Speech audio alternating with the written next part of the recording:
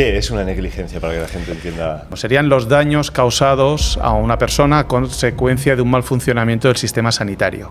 Una niña en el dentista, hablamos de una menor, bueno, lo típico, el niño vas al médico, le tienen que quitar una muela, no se está quieto, le pinchan y se queda la aguja dentro. Entra en torrente sanguíneo, la niña ingresada de urgencia, tuvo que venir un neurocirujano que está de vacaciones, cogerse un avión de urgencia y consiguieron, porque claro, la aguja empezó a viajar, entonces no la encontraban. Ya es heavy que te tengan que amputar algo, pero bueno, entendemos que no hay otra opción, ¿no? Imagínate que encima que es dramático todo, se equivocan de lado, Dios. Puede la ocurrir que tenía bien, me cago en Déu. El consentimiento firmado el mismo día no vale. Ah, el consentimiento firmado el mismo día no vale. Porque yo he perdido la oportunidad de reflexionar respecto a los riesgos. Usted no me puede decir el mismo día que me voy a operar que a raíz de esa operación que me voy a hacer igual me muero.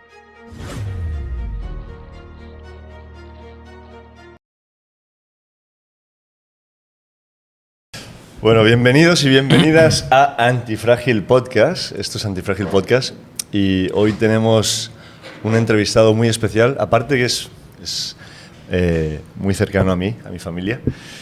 Y cuando nos encontramos siempre hablamos de estos temas que os van a flipar. Tengo que hacer el story, pero bueno. Bueno, cuando paremos, cuando hagamos la pausa de cámaras. Venga.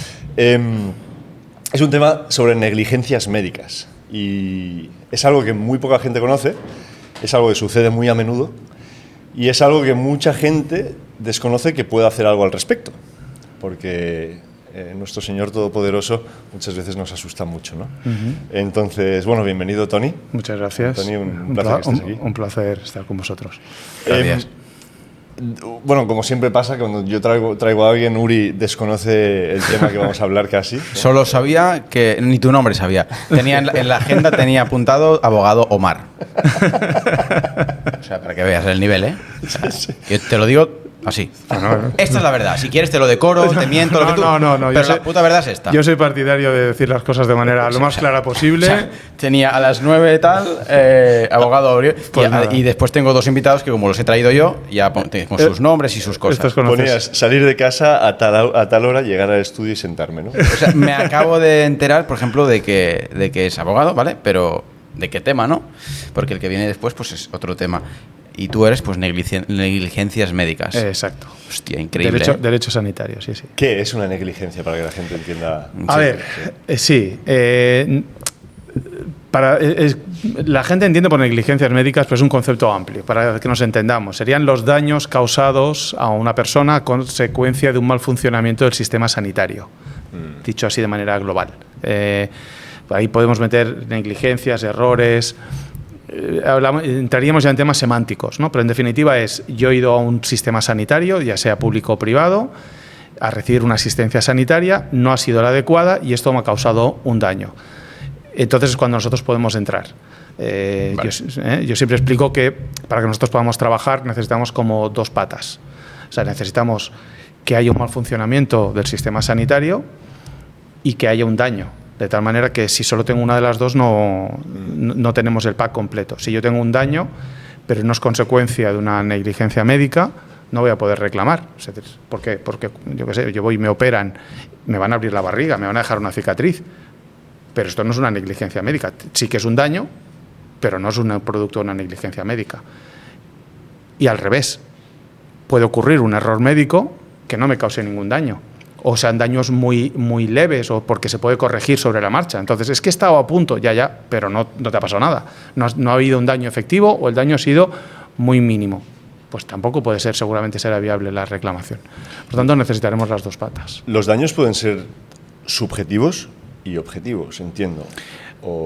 Porque claro, hay daños emocionales, hay daños físicos, pero una persona que diga, por ejemplo, una situación en el hospital me ha creado una condición emocional que pues he entrado en depresión o en una situación compleja, Es que eso no es subjetivo, eso es objetivo. O sea, vale. una depresión es un daño mental, puede ser un daño a la salud mental.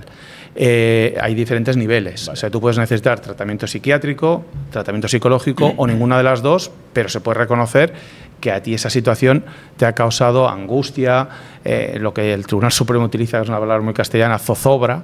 Es decir, nunca lo había escuchado. Sí, pues es esa zozobra. Zozobra, que es, bueno, es ese malestar, ¿no? O sea, no estoy para estar deprimido, no voy a necesitar una terapia, pero sí que me ha dejado mal cuerpo, sí que me ha dejado una angustia, hostia, porque estuve 3 días en la UCI y yo me comí la cabeza y pensaba que no me iba, o sea, que no salía. Entonces, bueno, eso se entiende y eso también se puede alegar. El problema que tenemos con el daño moral es la cuantificación económica, a la hora de valorarlo económicamente. Ahí esa es la parte más problemática. Una pregunta un poquito personal, tiene que ver con este tema de subjetividad o no. Yo, por ejemplo, cuando tuve mi primera situación del corazón, a los 30 años, el primer médico en el que acabé me dijo: tienes el corazón de un tipo de 90 años y te vas a morir si no te opero ahora. Claro, eso a mí me creó, después no fue así, porque después yo me negué a lo que dijo ese señor y me fui a otro hospital. Sí que empecé un proceso de un marcapasos, etc., pero al final salí de esa situación. Pero claro, ese señor a mí, sinceramente, me creó una situación traumática, porque de repente yo me creí unas palabras que ese señor me dijo que finalmente no fueron así, pero me estuvieron persiguiendo mucho tiempo. ¿Eso se puede considerar una parte de...? Eso es un error, puede ser un error de diagnóstico, pero volvemos otra vez a lo que os explicaba en un principio. Vamos a dar por hecho de que es un error de diagnóstico. ¿Qué daño te ha causado? Pues el daño, sí, es esa angustia que es de la que hablábamos antes, esa zozobra, ¿no? Cuantificarla. Se tiene que medir, ¿no? Claro, uno de los grandes problemas, que es una batalla que llevamos desde mucho tiempo en el ámbito de los que nos dedicamos a esto, en el ámbito sanitario, es la baremación del daño, la cuantificación del daño. ¿Cómo determinas el daño, ¿no? A él te cuenta esta historia y dices, muy bien. ¿Cuánto reclamo? Claro, ¿qué eso es un 5 o es un 8,5? Efectivamente. Y eso conviértelo en euros. Es decir, y después en euros, y explicárselo al juez el por qué le estás pidiendo 30.000 euros, ¿no? Claro, tenemos que partir de la idea de que, claro, la información muchas veces que tenemos en el ámbito, la gente tiene en el ámbito legal de cómo funcionan las cosas es por la televisión, por el cine, por las películas, y básicamente es las películas americanas, ¿no? El derecho anglosajón, el de la common law, ¿no? Pero este no es nuestro sistema. Señoría, ¿no? Claro, protesto. Y es delante del jurado y el testigo sorpresa en el último minuto y estas cosas. Y si leemos prensa, no sé si os acordáis, hace muchos años salía gente que reclamaba contra las tabacaleras cantidades astronómicas, ¿qué dices? Brutales. Hostia, no lo sabía eso. Y hay condenas en la jurisprudencia americana que a nosotros, desde nuestra óptica, nos parecen una broma y son reales. O sea, ¿por qué? Porque la justicia anglosajona, sobre todo la americana, cuando indemnizan daños, no solamente indemnizan el daño creado, sino que tiene un concepto más de multa o de castigo al que ha causado el daño para que no lo vuelva a hacer. ¿Vale? Entonces, te pongo una multa que es una pasada para que tomes medidas y esto no vuelva a ocurrir. Pero esto no es la mentalidad de aquí. Nosotros bebemos del derecho romano. No, cuando digo nosotros, hablo de los países que tenemos este sistema, estaríamos hablando pues los del arco mediterráneo, ¿no? O sea, Italia, España, Francia, Alemania incluso. Y aquí se indemniza el daño real causado, ni tan solo la posibilidad de. O sea, oiga, es que yo estaba a punto de morirme. Ya, pero usted no se ha muerto, por lo tanto no le voy a indemnizar por una muerte.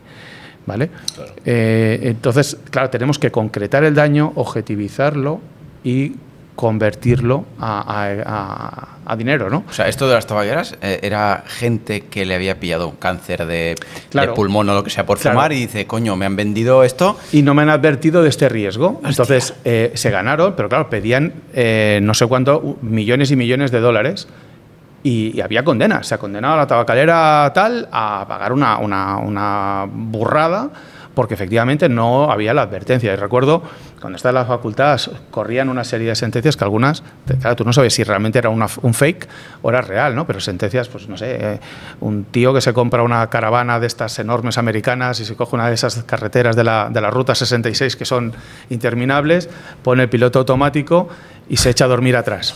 Y porque piensa que el piloto automático va a funcionar. Claro, te estoy hablando de mucho antes de la IA, es decir, no ahora que hay coches inteligentes. No, cuando no había, simplemente lo que tenías era el control cruiser, ¿no? O sea, que tú pones la velocidad y tira. Lo pones a 80 y va a 80. Claro, entonces a la que había un poquito de curva, el coche seguía recto. Y se pegó la gran castaña y condenaron al fabricante de la autocaravana por no especificar que el control cruiser no era un piloto automático de un avión y lo obligaron, aparte de indemnizarle con una millonada, a incluir en su manual de instrucciones oiga, señor comprador, esto no funciona solo, usted no lo puede dejar que circule solo, ¿no? Cosas de este tipo.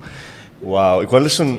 Claro, a mí me gustaría, para que la gente entendiera, cuando hablamos de negligencia, un ejemplo, por ejemplo, varios ejemplos de casos que estés llevando, hayas llevado, y que puedan poner un poquito el... ¿Qué tal, familia? Interrumpimos el podcast un segundo, nos sentamos así porque veáis que tenemos sillas nuevas. Esto no son sillas convencionales y estamos súper agradecidos, ¿vale? Son sillas ergonómicas, la marca que las vende es Ergonómica, lo dejamos todo por aquí y en descripción. Y básicamente pues no te joden el cuerpo entero como hacían las de antes, que eran normales. Sí, eran de plástico, duras. Estas son unas sillas que después de bastantes meses grabando, nos dimos cuenta que las lumbares no lo llevaban muy bien. Nos contactó Ergonómica, nos propuso este deal con las sillas de Joe Rogan, que es este modelo, y la verdad es que estamos encantadísimos. Si queréis echar un vistazo, os dejamos el código abajo, la web, echadle un ojo, y si queréis probarlas, pues vais a la tienda, que tienen una tienda en Barcelona y otra en Sant Cugat, si no recuerdo en Manresa, mal. creo. Manresa. Y código antifrágil, descuento en tus sillas. Si pasas rato sentado, trabajas sentado, que entiendo que es el caso de mucha gente, ya sea en casa o en la oficina, haz esta inversión porque te mejora todo el cuerpo. Seguimos con el episodio.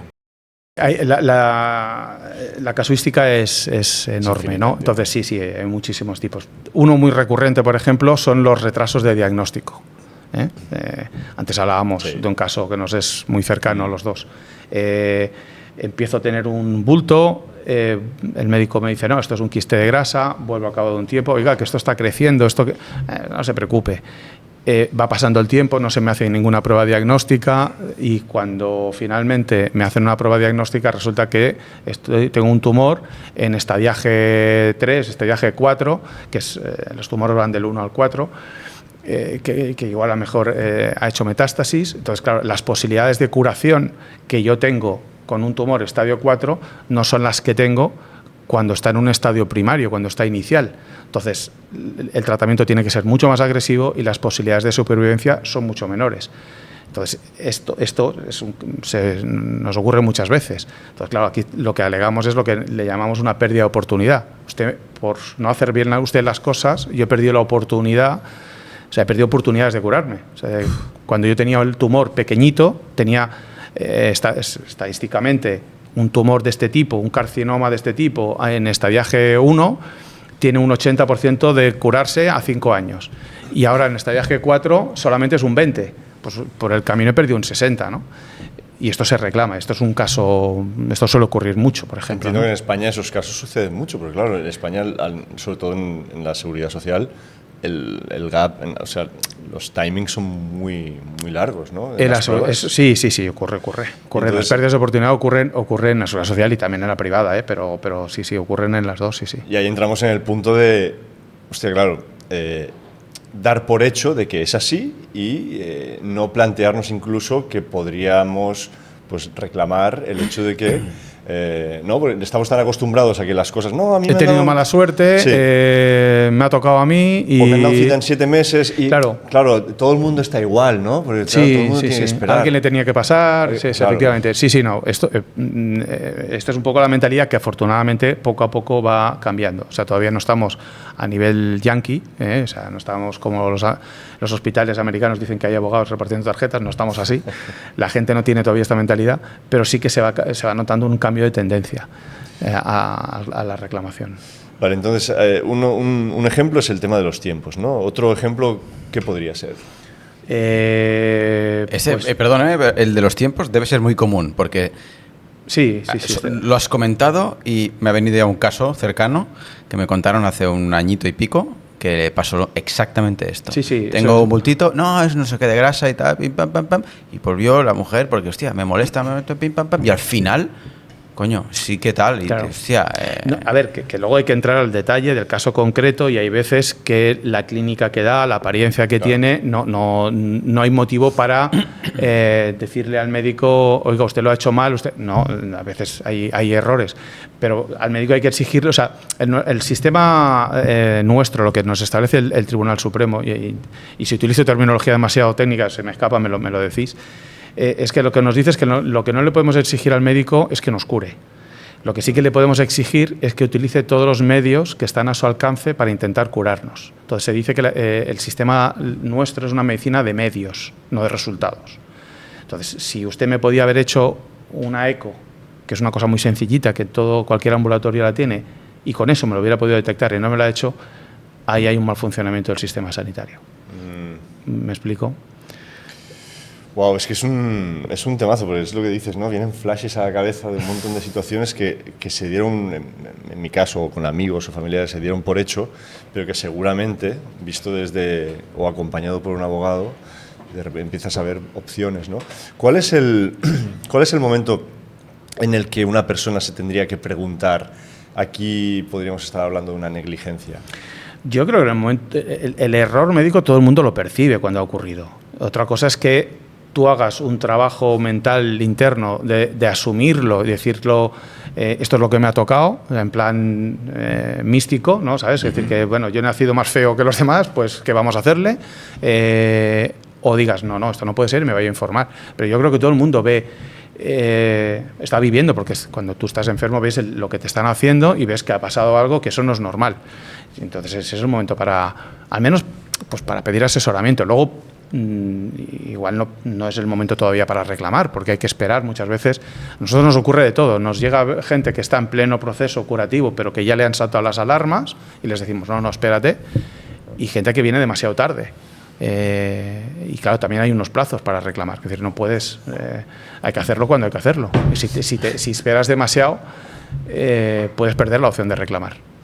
Perdón, si veis cosas raras con las sillas, porque estamos estrenando sillas, son unas sillas con varias palancas y bueno, estamos aprendiendo a usarlas y bueno, tienen sus cosas.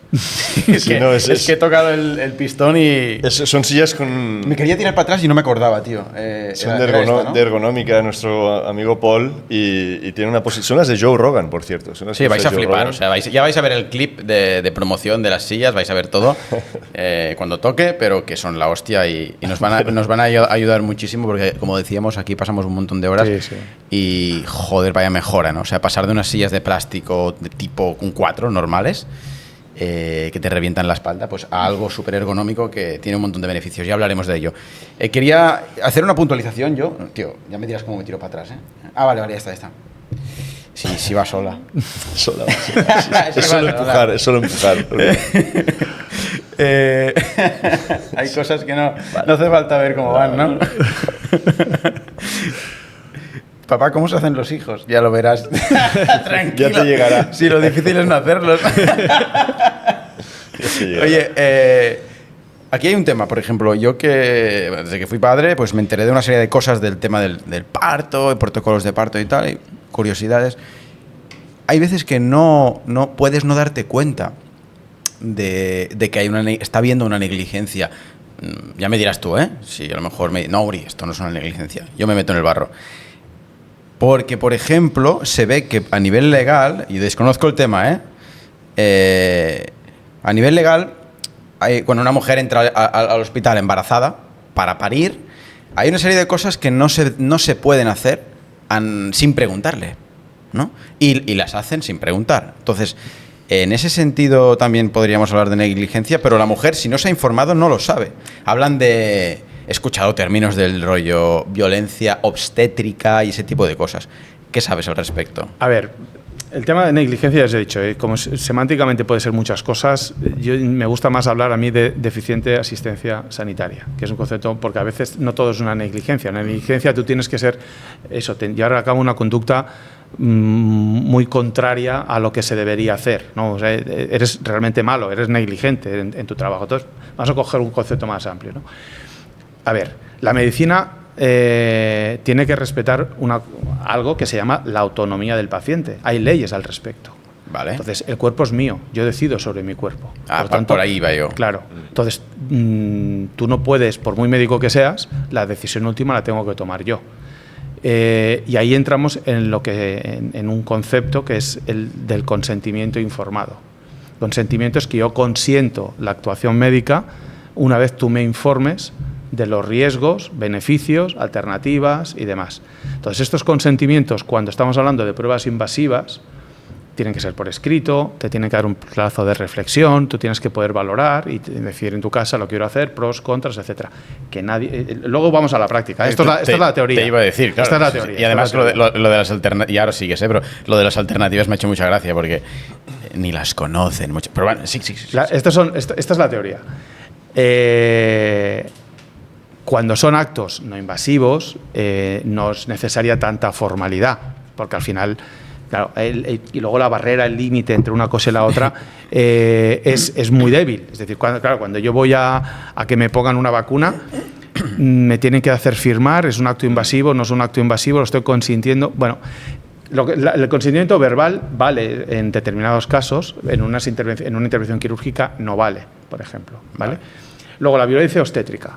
La violencia obstétrica es un concepto discutible. Ni tan solo los obstetras, los ginecólogos obstetras, son dos, la misma especialidad, pero son dos funciones diferentes. O sea, el cuidado de la mujer y la obstetra es a nivel de parto.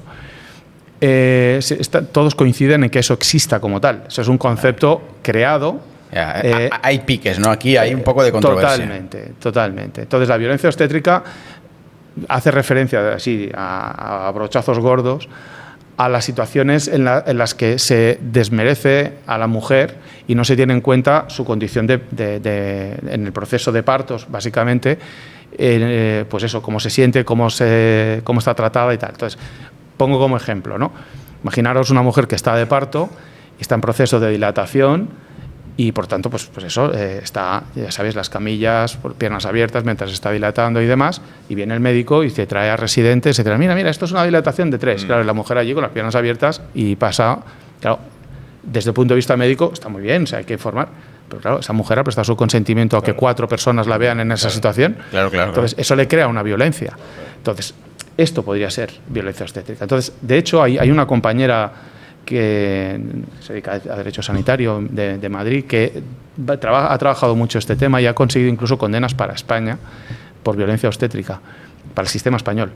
El problema es de que luego eso no se ha materializado nada más. O sea, sirvió la sentencia para ponerla en un cuadrito, un marco y en el despacho, mira, yo gané, pero porque es un concepto todavía muy verde, muy poco trabajado, ¿vale? Pues se está avanzando en eso, porque yo oigo cosas de mujeres que hablan de eso, ¿no? Sí, porque cada vez bueno, porque pasamos eso, es decir, que pasamos de una sociedad mucho más machista, pensar que legalmente las generaciones actuales no lo saben, pero en época de dictadura la mujer es que no podía tener ella sola una cuenta corriente del banco, necesitaba el permiso del marido. Entonces hemos pasado de esa situación en la que la mujer no pintaba nada, evidentemente cuando iba al médico, en el que aquí sí había igualdad, hombres y mujeres, el médico era un ser casi divino. Claro. Entonces, si el médico decía esto, es que ni te lo planteabas, era eso. Es ahora que poco a poco empezamos a cuestionarnos, empezamos a preguntar, empezamos a decirle al médico, oiga, pero explíquemelo. Porque te das cuenta pues, que hay, como en todas las profesiones, médicos excelentes, médicos regulares y médicos malos, pero en todos. O sea, cualquier profesión, cualquier persona no se puede ocurrir, ¿no? Sí, hay mecánicos que no quieres que te toquen el coche. Efectivamente, pues eso ocurre en cualquier profesión y también, evidentemente, seguramente la nuestra es la que más en los abogados, o sea que no nos libramos es ahí cuando tú entras a preguntar, cuando empezamos a plantearnos cosas y a decir, oiga, no, respéteme, porque al final soy yo el que tengo que decidir, ¿no? Es que la negligencia puede venir de un simple mal día del médico, por ejemplo, ¿no? O sea, que haya tenido una mala reacción. Es que, de hecho, muchos deficientes de estas asistencias sanitarias no son responsabilidad propiamente del médico, sino del sistema sanitario, del colapso, del número de horas, de la falta de medios, claro, de que tengo tropocientas visitas y tengo venga. O sea, por eso muchas veces no se atribuye al médico. Nosotros, por ejemplo, en el despacho intentamos ir, si os lo digo así, intentamos ir contra el médico, que esta es otra de las cosas. La gente dice, no, es que yo no quiero ir contra el médico. Tenemos las dos versiones, ¿eh? Hay gente que te llega y te dice, yo es que a ese médico quiero que lo crucifiques y que le quiten el título y tal. Y hay gente que dice, no, el médico encantador, pero el hospital un desastre porque me pasó esto. Nosotros no vamos contra el médico, vamos contra la globalidad, contra el funcionamiento. Vale. Y detrás hay una compañía de seguros. O sea, al final estamos hablando de indemnizaciones. Por tanto, intentamos, evidentemente, luego hay situaciones puntuales que si entramos en otro campo, que es el campo penal... Ahí pues, iba a entrar, porque claro, no solo, hay veces que claro, no solo es un tema monetario, a veces que puede incluso haber una pena claro, por una mala praxis o una mala fe incluso, ¿no? Claro. Mala fe es difícil, que haya lo que nosotros le llamamos el dolo. El dolo es la voluntad de hacer daño, ¿vale? Claro. Esa voluntad, lo hago queriendo. Bueno, como este médico que es un caso extremísimo, pero que inseminó a no sé cuántas miles de mujeres con su propio semen. Creo que salieron las noticias que era un médico que había usado su propio esperma para inseminar a las mujeres. Claro, sí, no es habitual, pero claro, sí que evidentemente... ¿Esto es cierto? Sí, más de 1.000 pacientes, tenía más de 1.000 hijos el hombre, sin consentimiento de las mujeres. Se dejó embarazadas sí. a varias mujeres. A miles. Sin su consentimiento. Sí. Eso ha sido un lío muy, muy gordo. Yo no lo había oído, yo no lo había oído, pero sí que hay situaciones... Claramente hay una intención de hacer el mal. Pero esto no es una negligencia médica, esto es una actuación dolosa. Esto es una persona perturbada que ha cometido un delito. ¿Cuál sería eso? No me salía la palabra, el delito, eso es un delito ya. Sí. Ahí entraríamos en el campo penal. La frontera entre penal a veces es débil, también, ya os digo, y los jueces no están por la labor. La verdad es que el sistema judicial, para entrar en el ámbito penal por responsabilidad sanitaria, es complicado. O sea, porque los delitos vosotros sabéis que se pueden cometer de dos maneras, o de manera dolosa, es decir, quiero cometer eso, o por imprudencia. Es decir, el tío que se mete en una autopista en contradirección y se come al coche que viene de cara, no quería matar a ese tío, pero fue una conducta extremadamente imprudente. Y que tú podrías adivinar que podía pasar algo si tú te metes en una autopista contra dirección. Entonces lo has cometido por imprudencia. O si conduces borracho y atropellas a un ciclista, por ejemplo. Claro, o sea, es decir, tú tienes tu plan no era asesinar a alguien. Está el homicidio doloso y el homicidio imprudente. Pero claro, le has liado parda con una actitud pues que no los delitos se pueden cometer así. Entonces, claro, un médico, yo qué sé, pues que se despista y te opera la rodilla izquierda en lugar de la derecha, es una imprudencia. O sea, es un error. ¿Eso pasa? Eso pasa. Y si es la operación... Hostia, esto es heavy. Y si la operación, y según el daño que te haga, esto no sería penal. Otra cosa es que entremos a un paso más. Imagínate una amputación. Tienes que amputar una pierna y amputar la otra. ¿Eso pasa también? Eso es mucho más raro que pase. Esto es heavy, ¿eh? Pero, o sea, ya es heavy que te tengan que amputar algo, pero bueno, entendemos que no hay otra opción, ¿no? Bueno, a mi abuelo le pasó por la diabetes y yo lo vi como le dieron primero el dedo gordo, luego el pie, muy dramático, lo recuerdo todo. Imagínate que encima que es dramático todo, se equivocan de lado. Dios, puede ocurrir bien, me cago en Déu. Cuando hay una saturación del sistema sanitario y todo se hace deprisa y pues quien tiene que anotar que hay que amputar extremidad izquierda, pues podría ocurrir, claro que podría ocurrir. No, claro, es que al final estamos hablando de humanos, es como los accidentes aéreos, ¿no? Al final dicen, seguramente hay gente que sabe más de esto, pero yo a veces curioseo, suelen decir que cuando los hay, que son pocos, es error humano, que las máquinas, los aviones son más fiables que una cafetera, o sea, realmente es los humanos o algún loco que a veces pasa, como pasó en Barcelona, que se encierra y dice, esto irá bajando. Y en los Alpes nos daremos fuerte. Germanwings, la compañía Germanwings. O sea, que eso sería... Cuando me hablabas de mala fe, pensaba en eso. Un cabrón que literalmente... Claro, eso era el asistente de vuelo que se encerra en la cabina, echa al piloto y se queda él solo y estrella porque se quería suicidar y suicida a todos los pasajeros. Evidentemente, es una conducta que si hubiera sobrevivido hubiera sido penalmente relevante, está claro. ¿Había habido ya motivos para mandarlo a tomar por culo o a la puta cárcel? Y no sé, sí, sin problema. Y no se hizo. O sea que también ahora tú lo que planteabas pensaba, hostia, ¿cuál sería la mejor forma? Entiendo que un control muy exagerado del estado emocional y físico de los pilotos y copilotos antes de ingresar al avión y de tomar la aeronave. Y una vez ellos dentro, que sea impenetrable y que ninguna de los dos pueda salir, porque el lavabo está dentro, el puto café está dentro y todo está dentro. O sea, eso a mí, así a priori, es lo que mejor me parece. No se puede entrar, no se puede salir y me aseguro que los dos están bien de la cabeza porque hacen controles, porque tú ves si un tío está inestable. Si a ti, seguro que a ti te deja tu mujer, te pasa algo, que no lo cuentas a nadie, pero yo te meto en una sala con expertos que te hacen los típicos controles. La policía, coño. Preguntas 4 cosas, 5 minutos y enseguida me dicen, este pago no está bien. Hostia, pues si Omar es un tío excelente. Y no, es que he tenido una bronca con mi mujer. Vale, pues hoy no vuelas. Protocolo. Sé que tú no vas a hacer nada malo, pero tú hoy no vuelas. Y mañana prueba otra vez. Imagínate esto, pero aplicado, por ejemplo, a cirugía, que también puede ser algo similar, porque Claro, si pero tú eres un tío que tienes que hacer una operación a corazón abierto, de repente ese día Sí. has salido de fiesta, Somos porque humanos. todo el mundo tiene una vida privada que mucha gente desconoce. Imagínate que es un tipo que se toma cocaína o sale de fiesta o ha tenido una bronca o lo que sea, ¿no? Y su pulso ese día es un puto caos. De ahí lo del robot. De ahí De ahí lo del robot. Los robots no consumen cocaína. Claro. Los robots no fallan, ¿eh? En ese caso, supongo que no sé si hay casos en los que se haya podido demostrar que eso haya sucedido. Va a ser pero- muy difícil. Claro, tú lo que tendrás, si imaginamos el supuesto Sí. que tú planteas, que es teórico, ¿no? Sí, pero- Claro, tú lo que verás es pues, que ese médico que ha cortado lo que no tenía que cortar. Entonces tú vas, oiga, a mí me da igual si usted lo ha hecho porque está cansado, porque ha tomado cocaína o porque es más torpe que un zapato. Usted ha cortado algo que no tenía que cortar Pero y tiran eso ha atrás. causado un daño. Tiran- No. Es que a mí a la hora de reclamar, yo me voy al daño, no el por qué le has causado todo este daño. A menos que sea algo tan escandalosamente evidente Vale. que entremos en eso, en ir un poquito más para allá, ir buscar responsables al médico. Pero muchas veces pasa, es decir, tenemos un caso, por ejemplo, que además lo tenemos judicializado, estamos en proceso, de una tontería, que lo que podía ser una tontería. Eso te lo digo, antes me comentaba, explica casos, ¿no? O sea, Sí, pues, sí. Espera, te voy a mover un poquito el micro. sí. Así. Vale. Ya, enfocado. Pues nada, es una chica que llevaba un dispositivo anticonceptivo epidural, o sea, se pone en la piel.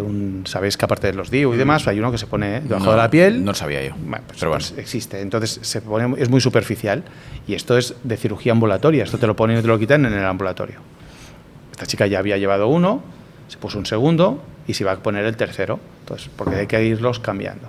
Cuando va al ambulatorio, hostia, se te ha movido, se te ha quedado un poquito más profundo, no lo acabo de encontrar, le pusieron el otro brazo y tendremos que hacer una eco. Se la localizan y está muy superficial. Hay que abrir. Y una ginecóloga, que no es precisamente la anatomía del brazo lo que más controla, sin tener presente más que esa eco de hacía no sé cuántos meses, porque desde que le hicieron la eco hasta que la operan pasa tiempo, la abre a ciegas. Y claro, no lo encuentra, sigue escarbando, sigue bajando, llega al medio, al nervio mediano y le pega un corte. No lo corta del todo, no lo secciona, pero sí que lo lesiona.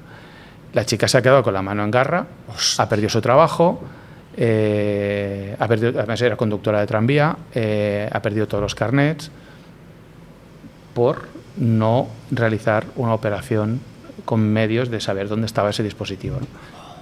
Este es nuestro planteamiento, luego falta que ahora que el juez nos dé la razón, ¿no? Pero que decirte una cosa, en principio totalmente inocua, como era quitar un dispositivo que se lo están quitando en el ambulatorio, ha acabado con el brazo mal. ¿Y esto cómo se indemniza, tío? Porque claro, si dices que ha perdido su trabajo y todos sus carnets, ¿se cuantifica Bueno, esto? tiene una Y incapacidad, hay varios parámetros para valorar. Nosotros las valoraciones del daño, como antes os decía, en sanitario no tenemos baremo. Entonces recurrimos al baremo que existe para accidentes de tráfico.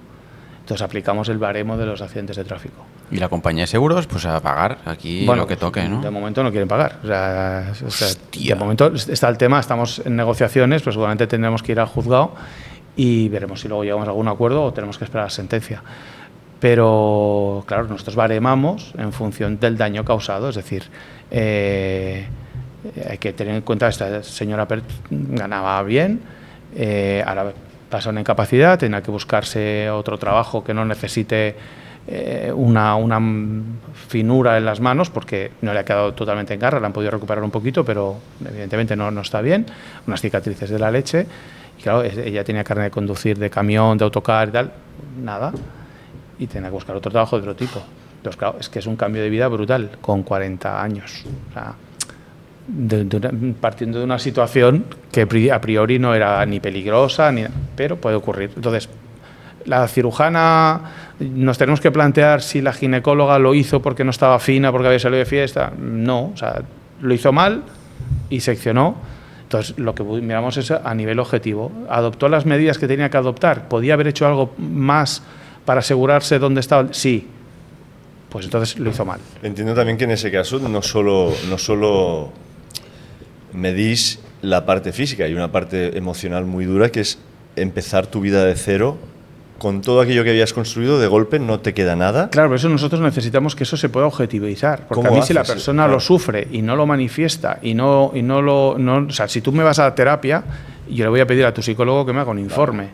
Que estás haciendo terapia por esto. Si tú has caído en una depresión o necesitas, o no, simplemente necesitas medicación pues para poder dormir, porque yo te voy a pedir un informe.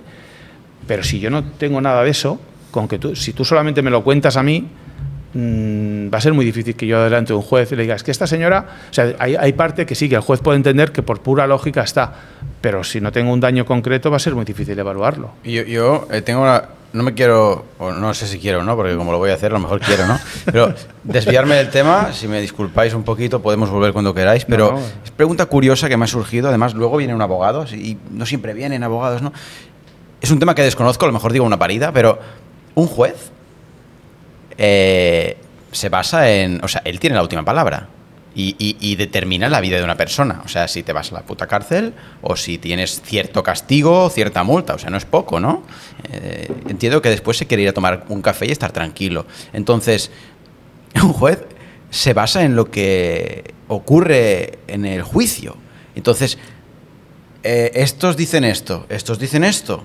Vale, pues según esta información, este tío es el culpable por esto y esto y esto. Pero a lo mejor me estoy equivocando. ¿Cómo...? Eso tal vez... Tú que has estado en estos ambientes, ¿cómo se desapegan o cómo...? Eso te lo tenía que contestar un juez. Sí, sí, lo entiendo, pero los jueces... Perdona, pues la pregunta para cerrarla es... ¿Puede un juez decir, mira, pues no lo tinc clar? Y esto es muy... Estamos hablando de 30 años de prisión y no ho tinc clar. Llavors, bueno, no lo voy a decir ahora. ¿Está claro? Porque no ho tinc clar. No. Esto lo tiene que poder decir, porque si no... Hostia, ¿qué hago? No. ¿Tengo que ir a comer? Bueno, culpable. No. Joder. No.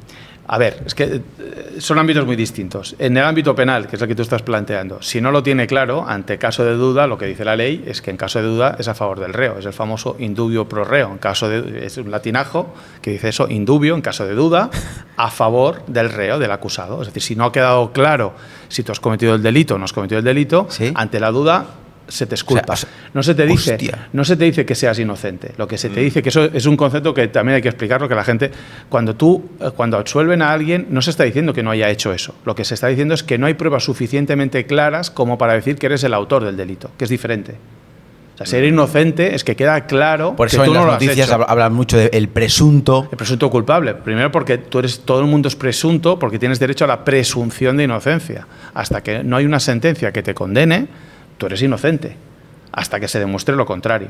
Entonces, si el juez considera probado que tú has cometido el delito, pues entonces ya no eres presunto nada, eres culpable.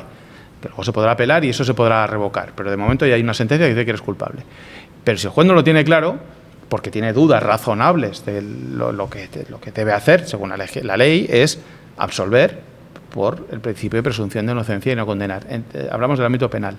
En el ámbito civil ocurre algo parecido. En el ámbito civil, yo estoy diciendo que esa persona ha llevado a cabo una conducta contraria a la buena práctica médica, a lo que nosotros le llamamos la lex artis, es decir, al arte, a lo que se debe hacer. O sea, hay mucho latín, ¿no?, en tu curro. Es que nuestros derechos vienen del derecho romano. Hostia. Los romanos tenían la manía de hablar en latín. Entonces, o sea, te sabes unas cuantas, ¿no?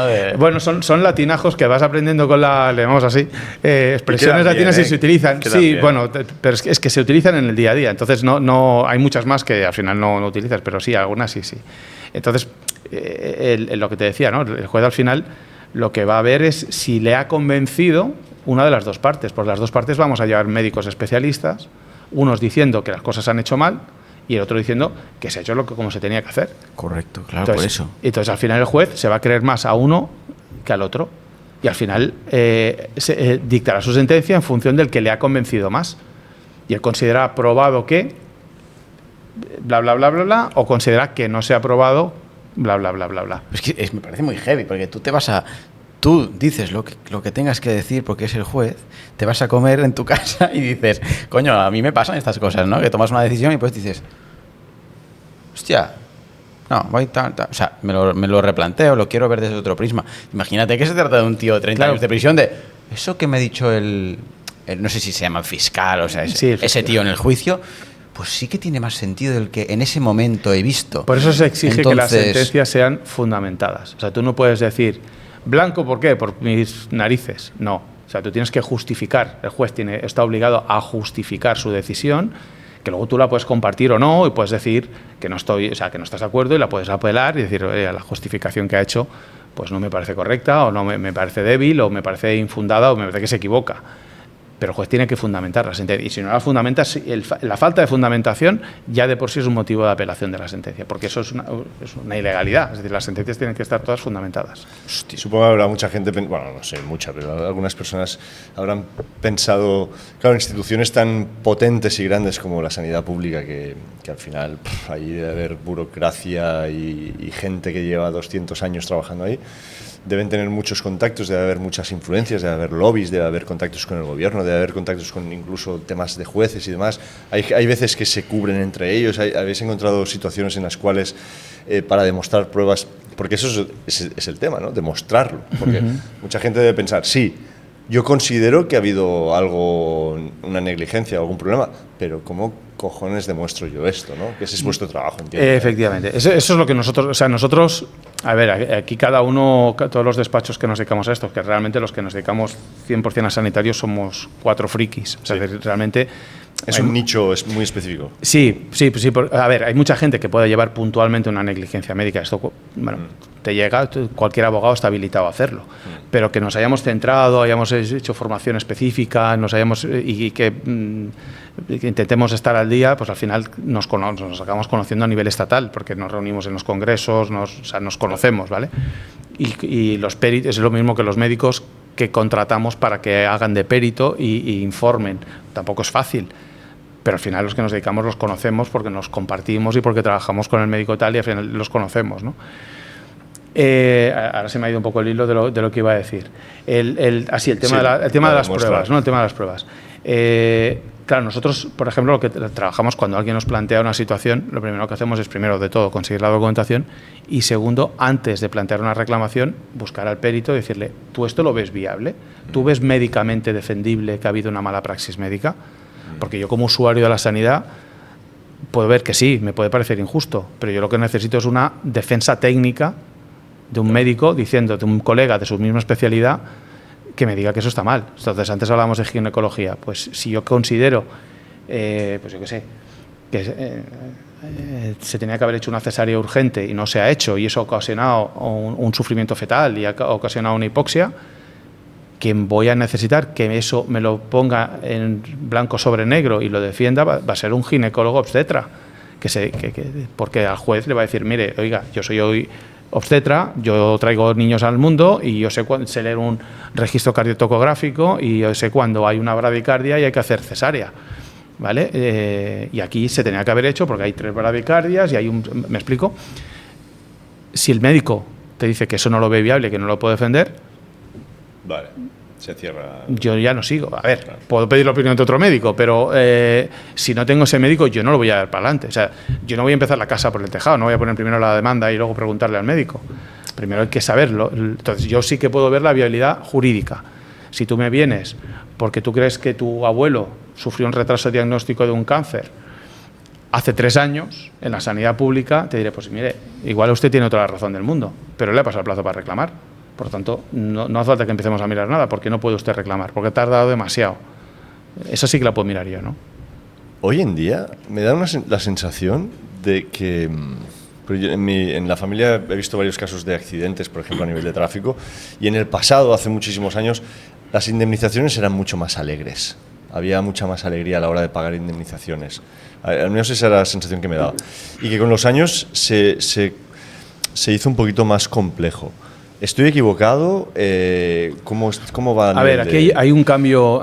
Entramos en lo que es el baremo de accidentes de tráfico, sí, que aquí nos afecta tanto a los compañeros que nosotros desde el despacho somos un despacho de responsabilidad civil. Por lo tanto, reclamamos cualquier tipo de accidente, trabajo, de tráfico o sanitario. Y dentro de estos yo estoy especializado en el sanitario. Tengo otro compañero que lleva tráfico, por ejemplo. Vale. Todos, al final, vamos al baremo, al famoso baremo, que para nosotros es muy famoso. Bueno, supongo que el resto de la gente no, pero para nosotros es el famoso baremo. El baremo... Es un tocho así. Es un tocho Es un tocho porque lleva tablas actuariales de cálculo. Entonces, el baremo antiguo, el que había antes de 2015, que era el viejo, tenía un planteamiento muy producto nacional y se aplicaba, tenía una manera de hacer que penalizaba los grandes lesionados.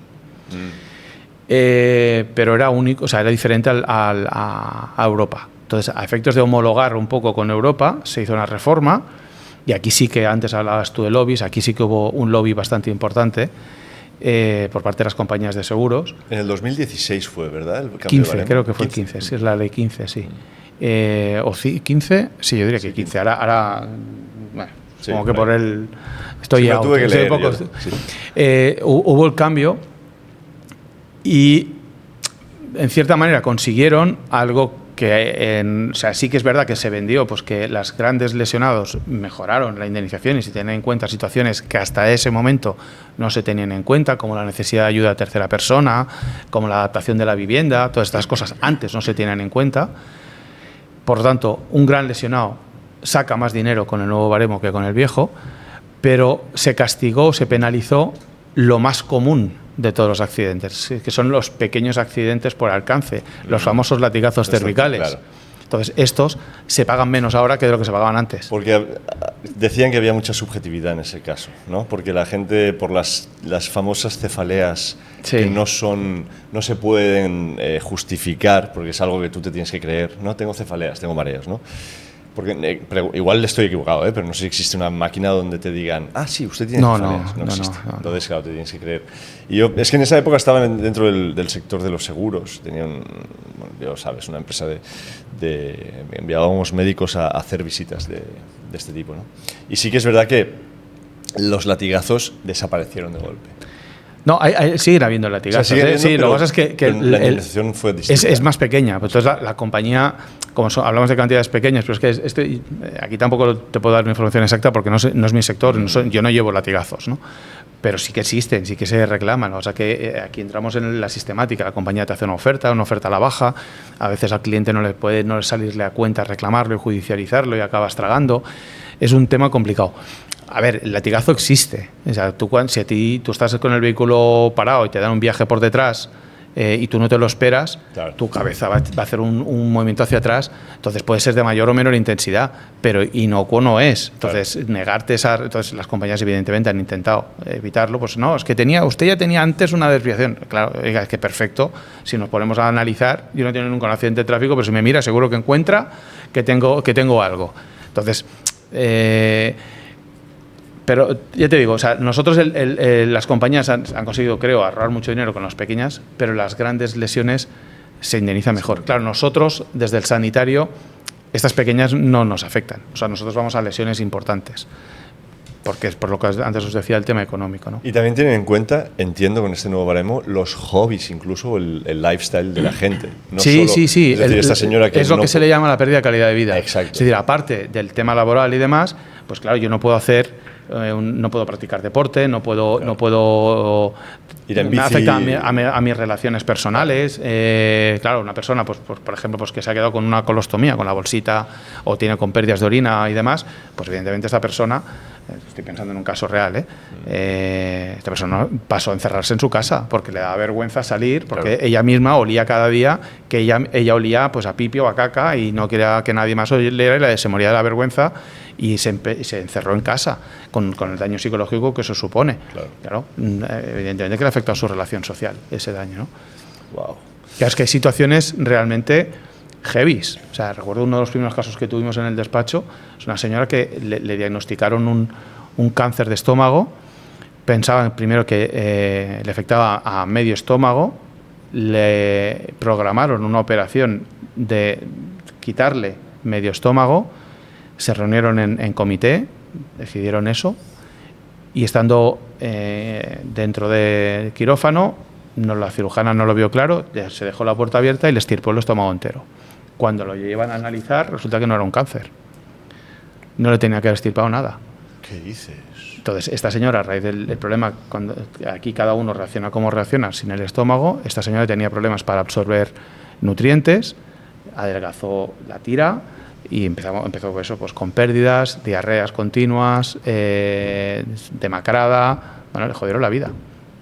Y fue por una mala interpretación de... Wow. Este se ganó, pero... ¿Cuánto...? No sé si se puede hablar de cantidades... Es que cada caso es cada caso. Hay veces, aquí también entramos con antes hablabas, ¿no?, de los jueces. Aquí sí que entramos a veces de la subjetividad de los jueces, sobre todo cuando hablamos... El problema es que nosotros cuantificamos, pero el baremo de tráfico, que antes os decía que os estoy dando la vara con el baremo de tráfico, es vinculante para los accidentes de tráfico, pero no es vinculante para el resto de cosas. Por lo tanto, cuando yo me voy al baremo de tráfico en el ámbito sanitario, lo habitual es que los jueces lo cojan, pero pueden pasar del baremo de tráfico y decir que ellos estiman que esto vale tanto y no tienes nada, o sea, tú no le puedes decir, oiga, es que está usted vulnerando la... No, es orientativo, a mí me orienta, pero yo valoro como yo considero. Entonces estamos un poco pillados, ¿no? Entonces es difícil determinar cantidades, pero bueno, en este caso, por ejemplo, en este caso concreto, no sé si que estábamos hablando de unos 200.000 euros, una cosa así. Los abogados que, en este caso, para que la gente también, porque mucha gente no se mete en temas legales por el gasto, ¿no? Dicen, que el coste, sí. El coste que tiene, ¿no? El abogado, no sé cuántos. Los abogados, en este caso, ¿qué vais? ¿Por una tarifa fija o se va por variable? ¿Cómo funciona este mundo? A ver, para empezar, los abogados somos profesiones liberales. Es decir, cada uno hace lo que considera... Puedes escoger. Claro. Vale. Yo no estoy obligado a... Actualmente, yo ofrezco mis servicios, mi manera de cobro, y si te parece fantástico, bien, fantástico, nos entendemos, y si no, pues ningún problema. Entonces, ahí puede haber compañeros que vayan solamente a porcentaje. La mayoría trabajamos con un porcentaje fijo, o sea, con una cantidad fija y un porcentaje sobre el resultado, claro, a éxito. Esto es lo habitual, un fijo y un variable. Entonces, a partir de ahí, las cantidades, cada despacho tiene las suyas y va en función también de la complejidad del caso concreto, ¿no? Se puede establecer. Y los tiempos pues se oye mucho que en España no solo se tienen que esperar las pruebas médicas, sino que los juicios también... La justicia es un lío, ¿no? Es un desastre. Entonces, a nivel de tiempos, también entiendo que habrá casos de negligencias donde una persona esté enferma y que debido al proceso largo judicial fallezca en el proceso.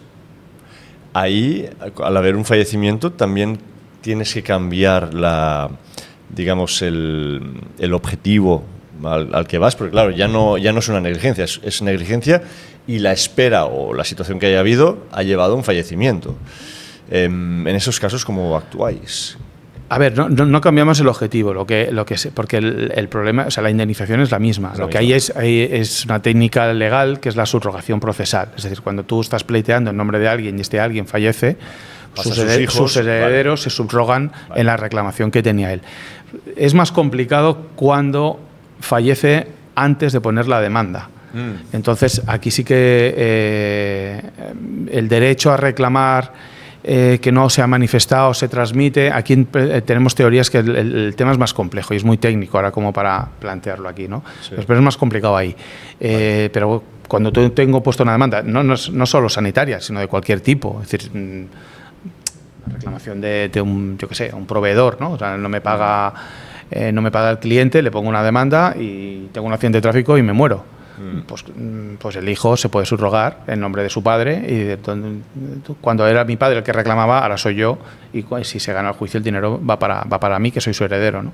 O sea, eso está previsto y se soluciona, porque sí, en sanitario, por desgracia, ocurre que nos viene a ver gente pues con enfermedades que muchas veces son terminales y fallecen antes de acabar el tema. Eso ocurre, que es una parte muy, muy, muy dura de nuestro trabajo.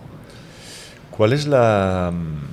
Claro, tengo dos preguntas, pero quiero ir primero a esta del consentimiento. Cuando yo, en algún caso que me he operado, por ejemplo, me tuve que operar de la nariz, ¿no? Porque tenía el tabique roto y no podía respirar, o te hacen alguna pequeña intervención sobre algo. ¿Cuántos años tenías cuando te lo operaron?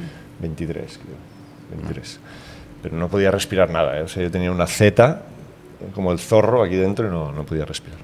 Pero sí que es verdad que cada vez que entras, no sé si cada vez, y tampoco recuerdo muy bien cómo sucedió, pero sí que me han hecho firmar alguna vez algún consentimiento conforme, si pasa algo chungo... No, No siempre no es tan automático. Esto es lo que piensa la gente. A ver, Vale. el consentimiento sí que es verdad que muchas veces se convierte, para muchos médicos o para muchos hospitales y demás, parece un burocracia, ¿no? O sea, qué pesados que me obligan a hacer firmar. Y muchas veces te lo dan el mismo día y firmas. El consentimiento firmado el mismo día no vale. El consentimiento firmado el mismo día no vale. Esto El consentimiento firmado el mismo día no vale, porque yo he perdido la oportunidad de reflexionar respecto a los riesgos. Usted no me puede decir el mismo día que me voy a operar que a raíz de esa operación que me voy a hacer igual me muero. Hostia. Entonces, oiga, yo tengo que tener la posibilidad de valorar riesgo-beneficio. ¿Me compensa o no me compensa? ¿Me explico? Es muy interesante porque incluso cuando vas al dentista y te tienen que dormir la muela, a veces te pueden hacer incluso firmar un papel que se pasa algo con la anestesia. Es que deberían hacerte Claro. firmar un papel, porque es que un acto como el dentista, hubo un caso que salió en prensa además, muy curioso, afortunadamente es muy poco habitual, pero este fue precisamente especialmente, supongo que los que nos dedicamos vemos esas noticias antes, ¿no? Una niña en el dentista, hablamos de una menor. Bueno, lo típico, el niño vas al médico, le tienen que quitar una muela, no se está quieto, le pinchan y se queda la aguja dentro. Se queda la aguja dentro. Un trozo. Un trozo de aguja, ¿dónde está? Entra en torrente sanguíneo y claro, eso le puede llevar a la muerte. La niña ingresada de urgencia, tuvo que venir un neurocirujano que estaba de vacaciones, cogerse un avión de urgencia y consiguieron, porque claro, la aguja empezó a viajar, entonces no la encontraban. ¡Hostia! Y en el último momento, una operación de riesgo y de estas que salen en las revistas científicas, consiguieron abrir y sacarle la agujita, cuando estaba a punto de llegar al cerebro.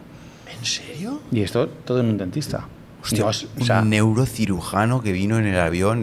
Pues expresamente, el jefe de servicio, crack, ¿no? el jefe de servicio, el crack, cortó las vacaciones, cojo un avión y voy corriendo, y esto era la pública. Es decir que pues nosotros nos dedicamos Qué miedo, a reclamar esto, pero nosotros tenemos un máximo respeto por los médicos. Hay grandísimos profesionales. Muchas veces somos conscientes de que el problema no viene de ellos, sino del sistema en el que están obligados a trabajar. Lo que sí que nos cuesta entender a veces, intentamos decírselo, es, oye, si no es culpa tuya, pero asumir que si tú por la razón que sea causas un daño, para eso tienes un seguro. Claro. O sea, si yo cojo el coche mañana o al salir de aquí y mientras voy conduciendo me entra un WhatsApp y me pongo a mirar el WhatsApp y me salto el semáforo y atropello a alguien, yo no soy por eso una mala persona. Pero he cometido un error y mi error ha causado un daño, pues tengo que responder por ese daño y tengo que asumir que lo he hecho mal y que he causado un daño. Entonces, como afortunadamente mi coche tiene, o sea, yo estoy asegurado como todos porque es un seguro obligatorio, pues para eso tengo el seguro. Entonces, no me convierte en un criminal, me convierte en alguien que ha cometido un error, algo que no se debe hacer, que es mirar el móvil mientras conduces y en este caso ha causado un daño.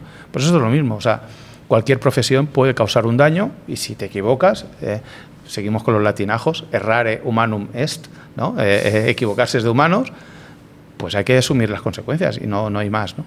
¿Qué tal? Espero que estés disfrutando mucho de este episodio.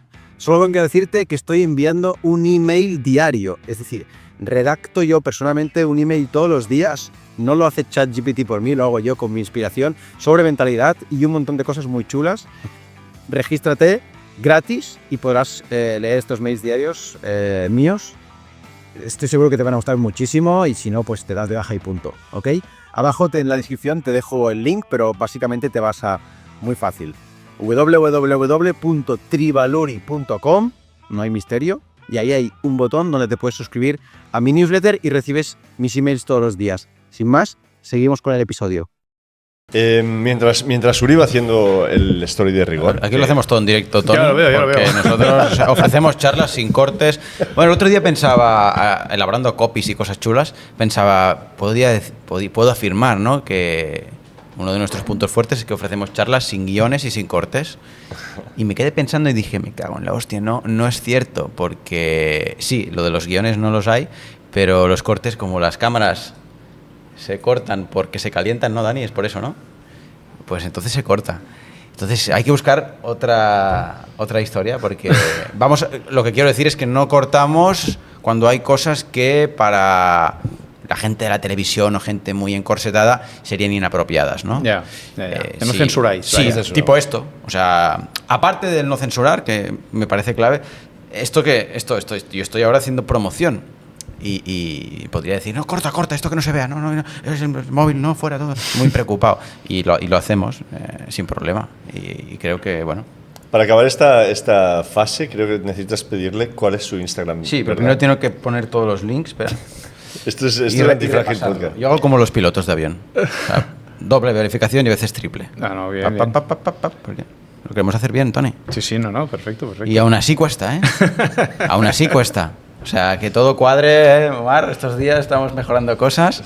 Edición, el no sé qué, tal. Pero bueno, le meteremos cojones no es fácil. y lo sacaremos. El Insta era Pallarès Advocats. Este es el general del despacho. Yo tengo uno personal. Tú tienes uno personal. Uno personal que es el que dedico al sanitario. El otro es genérico de otras ramas también del Pues despacho. dánoslo y así. Antoni Pallarès. Antoni Pallarès. Y así a la gente que busque a Tony, Antoni Pallarès, lo pondremos aquí en el story. O sea que si vais a ver a Tribaluri o a Omar en Fedaque, tendremos ahí el story. Estábamos hablando en la pausa de una cosa muy interesante que Es este primero, ¿no? Sí, es este. me ha hecho conectar con algo que es muy cercano a todo el mundo, porque todos empezamos a tener una edad y tenemos que hacernos colonoscopias. Bueno, la de arriba es la endoscopia. Gastroscopia. Gastroscopia y colonoscopia, ¿no? Y me decías que hay veces que hay perforaciones, porque Claro, es algo... es un riesgo. Un riesgo que existe. Claro. Y cuando tú llevas 2000 colonoscopias, pues llega un día donde automatizas esa labor y se te puede escapar, estás pensando en tu hijo o en lo que sea, en la comida y clic, y haces una perforación. A ver, puede haber otros motivos, o puede ser, claro, tú para hacerte una colonoscopia ya sabéis lo que significa. Antes de hacértela tienes que hacer un proceso de limpieza del aparato digestivo y puede ser que lo hayas hecho escrupulosamente y lo hayas hecho muy bien, o lo hayas hecho regulín y cuando el médico introduce allí se encuentre Suciedad. eso sucio y con obstrucciones y se lo pongas difícil. Entonces el médico puede optar por decir, no la hago porque no lo veo claro, literal, o decir, venga, ya que estamos y tira, ¿no? Ya que está dormido, tira. Claro, ¿no? claro, y no lo vas a hacer venir. Entonces, claro, ahí entramos también por la privada, la pública, los recursos que hay, ¿no? Pero ahí hemos Entonces, abierto un melón, que es, vale, una cosa es la posibilidad de perforación, la otra es que el médico diga que ha habido una perforación o que se calle. no, la perforación es un riesgo inherente a la colonoscopia. Entonces, antes hablábamos del consentimiento informado. El consentimiento informado de una colonoscopia va a existir riesgo de perforación. Eso lo vas a tener, seguro. Entonces, a ti lo normal, lo que debería ser es que el médico te dijera, oiga, caballero, usted por edad se tiene que hacer una colonoscopia para conseguir descartar un posible cáncer de colon y como prueba diagnóstica preventiva, ¿no? A partir de determinada edad, cada X tiempo hay que hacerla, ¿vale? Beneficios, pues eso, que si usted tiene un posible tumor, un pólipo, se lo vamos a encontrar antes de que esto sea algo más grave. Contras, riesgos. No es una anestesia, ahora actualmente se hace por sedación, que es una sedación mucho más suave, pero que también puede tener sus propios riesgos, que esta es otra. No entramos en los riesgos de las anestesias y los hay. Y luego puede haber una perforación. Entonces, eso sería lo normal, que tú valoraras, me compensa o no me compensa, me quedo con la duda o asumo el riesgo y tal. Bueno, hay riesgos que la diferencia que yo creo es que la vida es continuamente una situación de riesgo. O sea, el mayor riesgo de morirte es estar vivo. Cuando yo cojo el coche, tengo el riesgo de pegarme un tortazo. Cuando yo cojo un avión, antes hablábamos de aviones, ya no solo porque tenga un loco, es que puede ocurrir un accidente aéreo. Yo asumo ese riesgo, me subo al avión, pero sé que no es lo más probable, pero hay un riesgo de que haya un problema. Mucha gente se hace, en cambio, pruebas médicas pensando que no hay ningún riesgo de ningún tipo. Y yo creo que ese es el error. O sea, tú tienes que saber que cualquier acto invasivo no es indemne. O sea, puede ser que no tengas nada, pero tiene riesgos. Y aquí podríamos entrar, por ejemplo, con la cirugía plástica, ¿no? O sea, a veces la alegría con la que se va a la cirugía plástica y no se es consciente de los riesgos. Y si recordáis el caso famoso de una ley que se salió, la ley Sara, de una chica, sí, una chica que se hizo una liposucción y la hizo alguien que no tenía ningún tipo de formación ni titulación y acabó falleciendo la chica por una liposucción. ¿Cómo que no tenía ningún tipo de formación ni titulación? ¿No era Bueno, médico? aquí entramos, no desconozco si era médico, no tenía formación, digo, no era plástico. No forma parte de la Sociedad Española de Cirugía Plástica Reparadora, la SECPRE.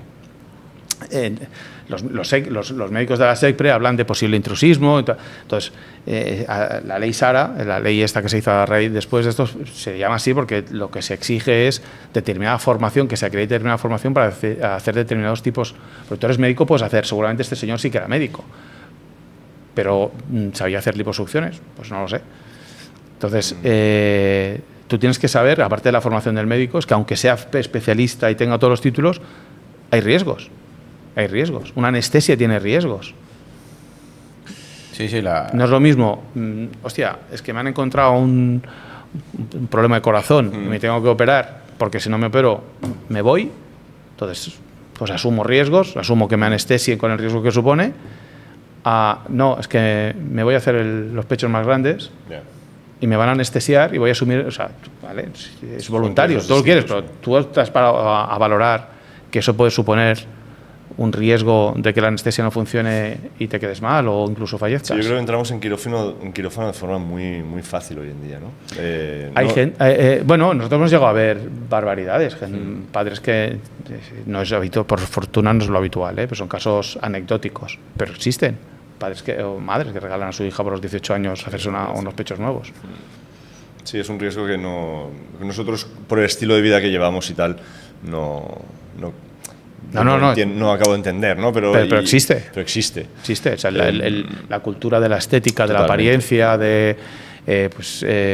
claro, es más fácil hacerte buscar una liposucción que hacer una dieta y ir al gimnasio. Entonces, cuando la liposucción no es un método de adelgazamiento, es un método de escultura, o sea, de quitarte... Es una agresión, en verdad, al cuerpo, porque al final es todo lo que se pueda evitar eso y yo estoy de acuerdo. Hay un tema que cuando he abierto la parte de la perforación, allí es uno de los puntos que hemos comentado al inicio, ¿no? Vale, imagínate, hay una situación donde, claro, al final solo está el médico y el anestesista o dos personas en quirófano. El médico ve que hay una pequeña perforación y dice, hostia. Pero claro, para un médico asumir ese error, pues... No, es que no es un error, una perforación. No es un error, es algo una situación que puede ocurrir y ha ocurrido. O sea, el error pasaría porque hay una perforación o tú tengas dudas respecto a si has podido perforar o no y no te hagas nada para intentar encontrarla. Eso me refiero. O para intentar solucionar el problema. Ahí empezamos a hablar de error. Ahí está el problema. Claro. Pero puede suceder que se callen. Puede suceder que digan, si el médico detecta el error, va a actuar seguro. O sea, yo quiero pensar, teníamos que estar hablando. Si te metes en un pollo más gordo. Claro. No, es que teníamos hablando de una mala fe. Antes hablábamos del dolo, de la voluntad. No, hay que ser muy mala gente para ver que he perforado, que esa persona tiene ahí, que va a ser un foco de infección. Que con una perforación en el colon vas a acabar con un shock séptico, una peritonitis y vas a acabar, o sea, riesgo de fallecimiento y te vayas a casa. No. Lo que sí que es posible, y eso sí que ocurre, es que haya habido una perforación, en el momento no se detecte, que no lo revises correctamente, entonces ahí sí que puede haber el problema. Vamos por ahí el tema. Vale. Entonces, si has perforado y tú lo ves, estoy seguro, o sea, si el médico perfora y lo ve, estoy seguro que actúa, seguro. También hay casos, me acuerdo de mi expareja, Catherine, un besazo. Ella fue al dentista, imaginaros, una tontería, fue al dentista a no sé, un empaste, alguna chorrada muy pequeñita, y acabó ingresada más de un mes, me parece, en el hospital, con una bolsa de pus aquí, casi se muere, porque igual uno de los utensilios del dentista estaba sucio o no, algo pasaba, ¿no? Bueno, o sea, que hay chorradas así que te pueden liar un montón, Sí, bueno, aquí entraríamos en el campo de las infecciones intrahospitalarias o nosocomiales, ¿no? Es decir, que sí, a ver, ¿en qué sitio se nos ocurre que pueda haber más bacterias de todo tipo juntas que en un hospital? Claro. O sea, cuando alguien coge algún tipo de infección, ¿dónde va? En el hospital, pues tanto, pues ya está. O sea, es decir, ¿dónde va a haber bacterias? Pues en el hospital, es que está claro. Entonces, es muy habitual las infecciones intrahospitalarias. Y muchas veces se adoptan medios de prevención y aún así hay infección. Entonces, aquí en estos casos la cuestión es determinar qué medidas ha adoptado el centro sanitario para evitar esa infección.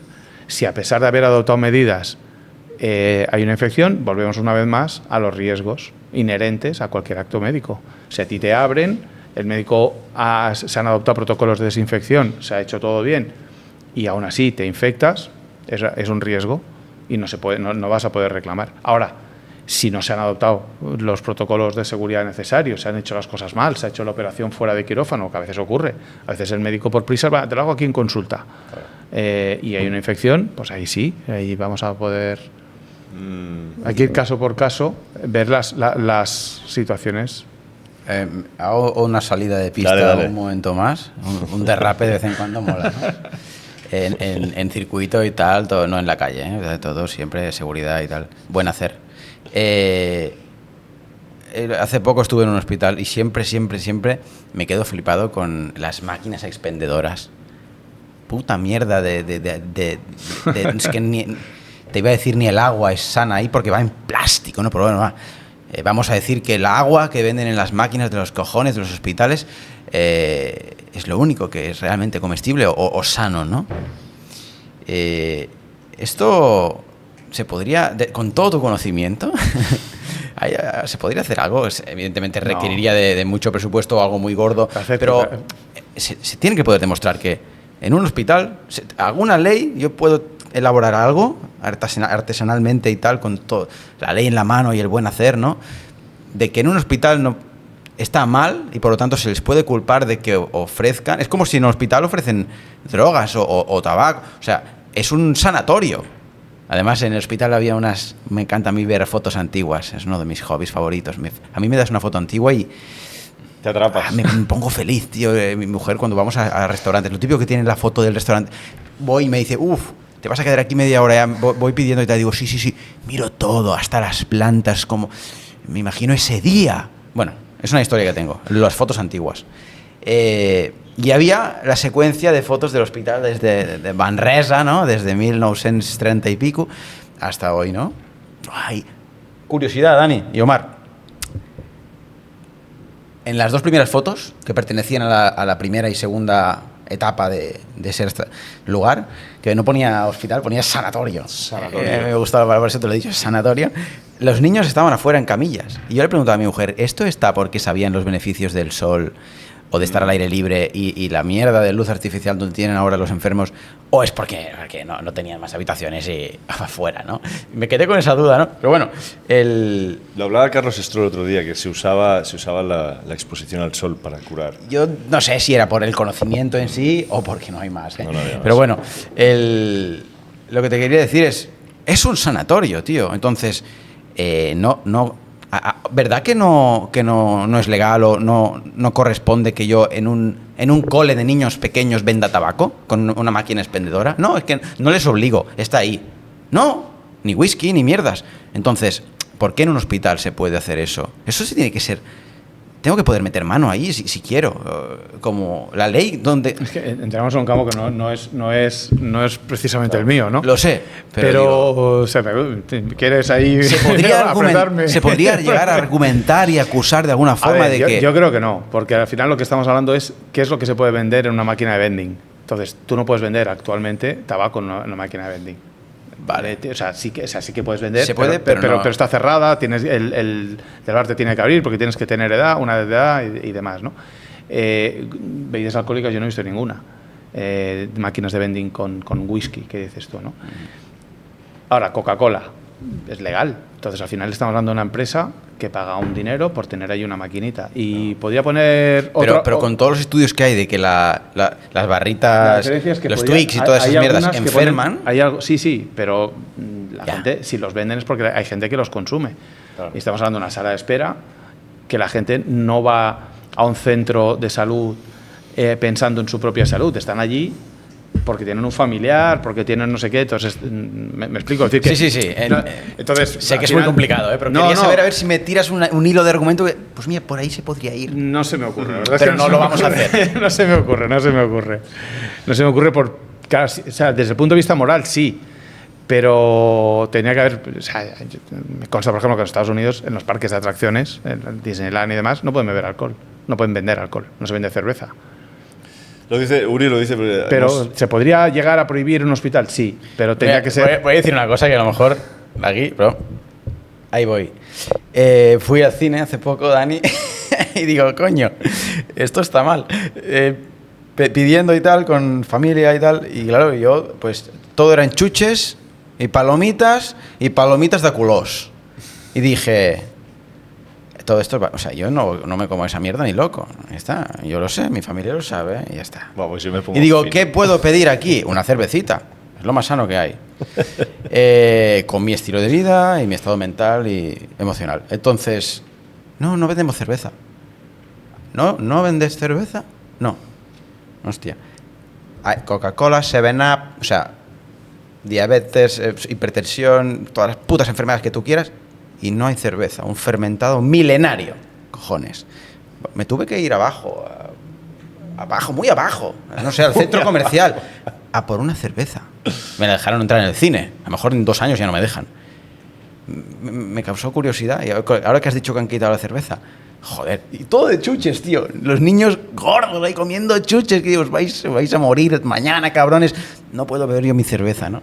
Dani, empezamos a ser bichos raros, Guau, tío. pues, yo cada vez estoy comiendo más palomitas, más croissants y... No, y yo esto es que no me entra nada, tío. Es que ya he A mí perdido sí, el... a mí, yo si voy al cine y no tengo palomitas, es que a mí me lleva algo emocional, me sana. Ese momento de comerme un cubo de palomitas así, con Coca-Cola no, pero un buen agua y palomitas. Pero que no vendan cerveza me causó un... Dije, hostia, no sé.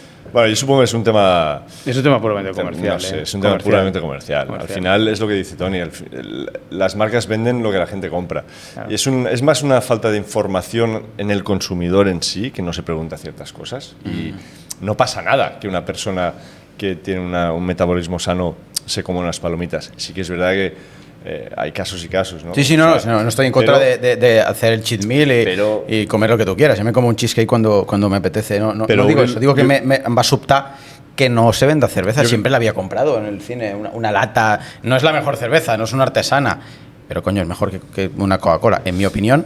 Yo creo que Euri se refería un poquito más al tema de que hemos tenido muchos médicos aquí y todos se quejan de la alimentación que hay en los hospitales, ¿no? Ya. Porque a nivel de oncología cada vez se sabe más y se ha demostrado más que gran parte del cáncer vive de glucosa, y que si metes alimentos altos en glucosa, muchas veces yo he visto en los hospitales, en ese caso familiar que hablábamos antes, ¿no? De, bueno, si no tienes hambre, al menos cómete el croissant, ¿no? O cómete el zumo. Y claro, teniendo la explicación de un médico que sabe del sistema metabólico, dice, eso es una barbaridad, porque al final le estás dando de comer al cáncer. Es decir, podría considerarse una negligencia de alguna manera. ¿Por qué? Porque tú estás dándole de comer a un bicho. Cuando sabes y tienes las pruebas y estudios médicos en los papers americanos o de donde sea, y aparece el cáncer, crece con cierto tipo de alimentación, ¿no? Supongo que es un tema de que estamos años luz y que necesitamos muchas veces que el tiempo pase para que, hace 60 años, recuerdo que decían, los médicos fuman Camel, ¿no? Es el tabaco que el mundo va cambiando, ¿no? Sí, yo iba a decir, me lo he sacado de la lengua, iba a decir esto. Es un tema de tiempo. Es un tema de tiempo. Antes el profesor fumaba en la clase. Lo normalizabas antes. En los aviones se fumaba, Claro. En los bares. O sea, Sí. A ver, luego ahora actualmente plantear eso como una negligencia es impensable. Claro. Porque además tú tienes que establecer lo que nosotros llamamos la relación causal. Es decir, tú tienes que haber una relación entre lo que es anticomportamiento no sanitario, no adecuado, con el daño. Entonces, claro, ¿es sano tomarse un Chick Tony cuando estás enfermo? Pues seguro que no. Ya. ¿Qué daño concreto ha causado? Vas y lo determinas y luego me lo cuentas. Porque me explico. Entonces, más que por la vía de la negligencia médica, que lo veo complicado, sí que pues eso, de la misma manera, con los mismos razonamientos que te dicen que en un hospital pues no se puede fumar, o no se puede hacer ruido, porque al final afecta a la salud emocional de la persona que está intentando descansar con la enfermedad que tiene, pues se podría regular y decir, bueno, hay determinados alimentos que sí, o sea, y enfocar el tema de la salud no solamente en la medicina, sino también en la alimentación y en otros. Pero es un tema más de estructura, de organización o de administración hospitalaria que no de yo creo que acabará llegando en algún momento. Además, mientras yo esperaba, había una pantalla muy chula, muy moderno todo, y te explicaban el problema de la obesidad y decían que el 80% de la población, yo me lo estuve mirando, estaba guay. Y después pasó, te explicó muy bien, y al final pasó a explicar las consecuencias que puede tener por cada órgano. Digo, hostia, mira, el riñón, el tal. Y atrás estaba la máquina y te decían, comida, evitar procesados. Y digo, sí, los que están aquí, ¿no? Ya. No, pero Bueno, no es ninguna es un crítica. juego económico que estamos viviendo. Un razonamiento que hago y quiero traer al podcast. Que mucha gente nos escribe igual, ¿eh? Hostia, Uri, qué barbaridad, qué vida al hospital. Bueno, siempre decimos una cosa, aquí a lo antifrágil. Menos queja y más Actuar, tal. ¿no? Entonces, se vende mierda porque la gente la compra. Claro. Si todo el mundo ahora es Tribal Uri, mañana KitKat quiebra. Bueno, pero y croissants y su tú puta madre. Igual O sea, que encuentras una máquina de vending en la que hay Coca-Colas y hay chuches, existen máquinas de vending con fruta, con... eso sí que lo he visto. Claro. Eso ya lo he visto y digo, Claro, coño. cada vez hay más. ¿Pero por qué? Porque hay demanda, hay Y consumo. hay- Hace unos años es verdad. tú pones una máquina con fruta y, No compraba nadie. y la fruta se pudre. Entonces, Y en las gasolineras he visto cambios, tío. Yo que viajo bastante en coche, me gusta parar en las gasolineras y Claro. a veces cuando hago mucho recorrido también para descansar y caminar y entro y me gusta ver los productos, cómo están dispuestos, Claro. cómo se venden, qué tipos son, si descubro alguno nuevo. Y hay ya en la mayoría de las que paro, al menos en los tramos españoles que yo hago, de cruzar español o lo que sea, hay kombucha orgánico, sin filtrar, que es una cosa que me suelo tomar cuando voy de viaje. Hay fruta fresca, lo que tú dices. Hay barritas consideradas un poquito ya menos chungas. O sea que... va cambiando, ¿no? Sí, Va sí, cambiando. sí. Oye, una cosa. Nos hemos ido un poquito, ¿no, Tony? Giro de guión. Perdona. Vosotros sois los que No, no. manejáis el... Giro de guión. Vuelvo a los raíles. Yo de jovencito quería ser abogado. Quería estudiar para ser abogado. Luego estudié economía y demás. Pero te quería preguntar a nivel personal, ¿ser abogado es... O sea, lo principal que tú buscas es ayudar a un tercero, en un caso, en este caso, ¿no? Ayudar a un tercero en un objetivo. Pero entiendo que debe ser una profesión que como constantemente estás en un cierto conflicto, porque siempre estás en un conflicto, ya sea de un tercero o tuyo con el otro abogado, tal, es una profesión que debe pasar factura, ¿no? Debe ser duro ser abogado. Y aquí es donde entro un poquito más en la parte personal, que siempre mola, ¿no? Traer esa parte de... Y depende vale, de qué tipo, ¿no? De abogados podría... Claro, depende de qué tipo. Siempre digo, vale, a mí cuando traemos a alguien que ha tenido éxito en la vida, muy bien, has tenido éxito, has ganado pasta, lo que sea, pero ¿a qué precio, no? Ya. ¿Qué has tenido que dejar de hacer? O para entender un poquito más esta profesión, porque igual hay gente que o quiere ser abogado o juzga el trabajo de abogado, que siempre decimos, no juzgues a nadie, si todos estamos pagando el precio de todo lo que hacemos en cada momento. ¿Cómo es ese precio que tú pagas por tu profesión?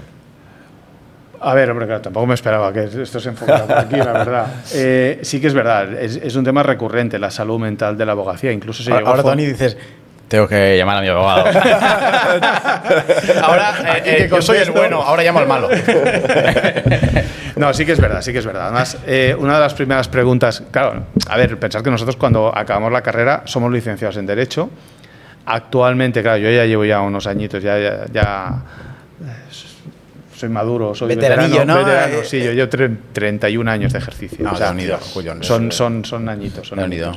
Claro, actualmente la gente que acaba la carrera tiene que hacer un máster de acceso a la abogacía, porque tú de la Facultad de Derecho sales como licenciado en Derecho, no sales...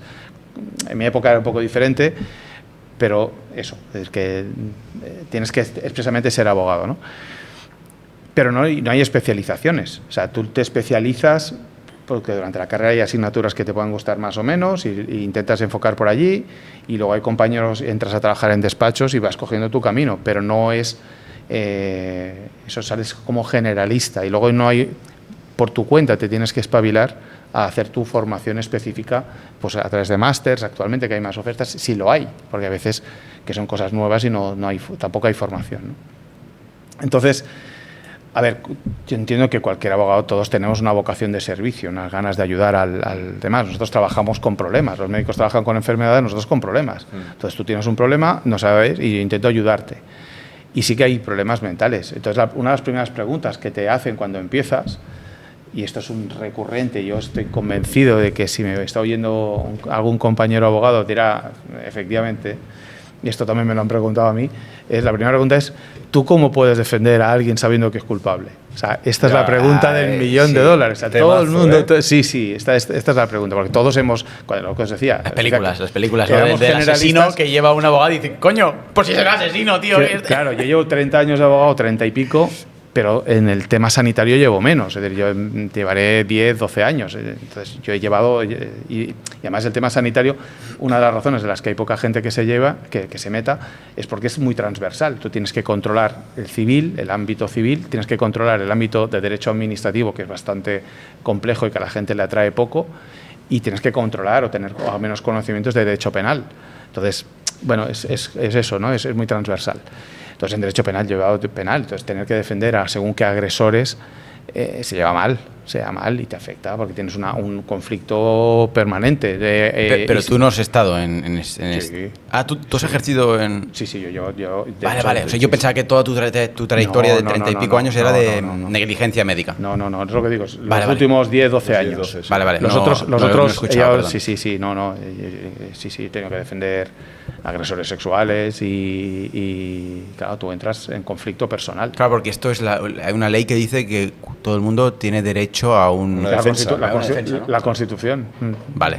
Sí, tú como abogado, como profesional, cuando te encuentras Entiendo que en las negligencias médicas no hay casos donde el lesionado o el paciente sea culpable. No existe eso. No existe un tío que se haya arrancado la vía y haya dicho, me la ha arrancado el médico. Yo me dediqué me empezó a gustar las negligencias médicas precisamente por el componente humano. Es decir, es evidente que es un tema que hablamos de cantidades indemnizatorias grandes y en muchos casos y demás, ¿no?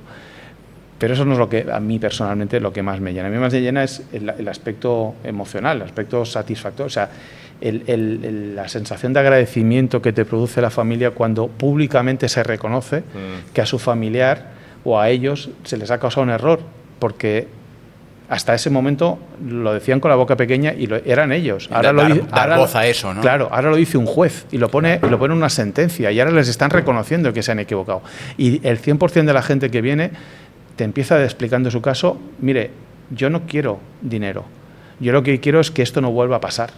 Mira, esto es lo que te decía mi mujer. Claro, es que esto lo dice absolutamente todo el mundo. No quiero joder a nadie ni pasta, solo quiero que esto se sepa. Porque, esto es lo que nos dice todo el mundo. O sea, yo no quiero dinero. O sea, yo lo que quiero es que, con otras palabras, ¿no? Te está diciendo es, ayúdeme a visualizar el problema e intentar corregir el problema e intentar a cambiar el sistema.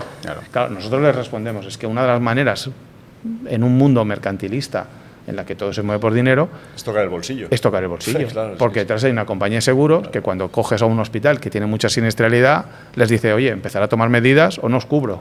Claro. Entonces, consigues cambios. Familia, interrumpimos el podcast solamente unos segundos para informaros. Hemos empezado a hacer masterminds, ¿vale? Son encuentros de alto valor. Hemos empezado con el formato de solo hombres, que ha sido un pepinazo, ha sido un éxito, Omar. Sí. Lo hemos pasado súper bien, ha sido un exitazo. Hemos hecho al final un grupo de unos 20 tíos y ya tenemos incluso fecha para el próximo, ¿vale? Dejamos en descripción el formulario donde os podéis dar de alta o aplicar para venir. No dudéis, si tenéis un espacio de 3-4 días, aplicar el formulario porque las plazas irán por orden cronológico. Por nuestro lado, simplemente compartir, como decía Uri, el éxito del anterior Mastermind. Los chicos que vinieron, los hombres que vinieron, han iniciado un camino muy bonito y muchos de ellos quieren repetir a la siguiente. O sea que eso también nos demuestra que lo vivido fue muy especial y que va a perdurar en el tiempo. Gracias, volvemos con el podcast y recordad, el formulario lo dejamos aquí abajo. Decía una frase ahora que no cambies ciertos sectores desde lo revolucionario, sino toca el bolsillo, porque al final la gente que hace pasta quiere seguir haciendo pasta. Derívalos a un sector o a una alimentación más sana, pero que sigan haciendo dinero con eso, porque si no tiene sentido, ¿no? Claro. Al final, yo considero que cualquier situación...